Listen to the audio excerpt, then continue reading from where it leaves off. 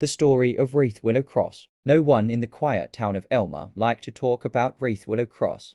The narrow, moss-covered path wound through the fog-drenched woods, where the willows hung like morning veils. It was said that those who lingered there after dusk could hear whispers beneath the wind, a woman's voice, faint and sorrowful, calling out a name no one remembered. Lydia, a young photographer new to town, didn't believe the stories. She'd heard them from the locals at the CAF. How the cross was cursed. How lanterns went dark when you walked its trail. How shadows moved even when you stood still. It all sounded like the kind of tale meant to keep children indoors after dark. One misty evening, Lydia set out to prove it false.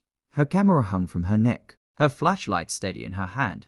The air was cool, thick with the scent of wet earth. The deeper she went, the quieter the world became. No crickets, no rustling leaves, only the hush of fog pressing close. Halfway down the path, she noticed something strange. The trees seemed to lean inward, their long branches almost touching. Beneath one willow, she spotted a weathered wooden cross tied with a strip of faded white cloth. The name carved on it was nearly gone, but the first letter A was still sharp, as if freshly cut. She raised her camera to take a picture. The moment the shutter clicked, the air shifted.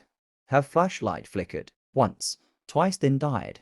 The fog thickened, and she felt the weight of silence crush against her chest.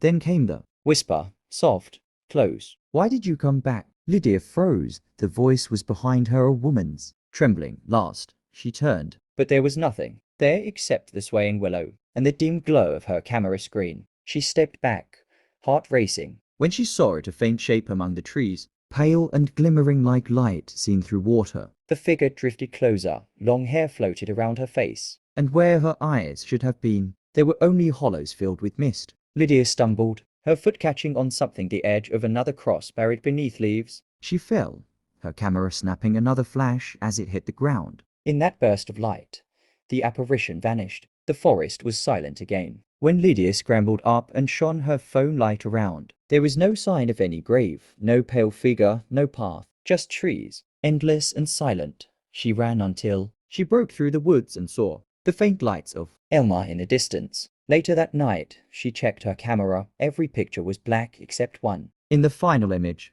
taken as she fell, the woman stood behind her, face turned toward the lens. The carved cross glowed faintly in the corner, and the white cloth around it fluttered, as if caught in a wind no one else could feel. Lydia never went back to Wreathwillow Cross, but sometimes, when the fog rolled into town, she'd wake to find that same strip of white cloth tied around her door handle damp, and whispering her name in the wind.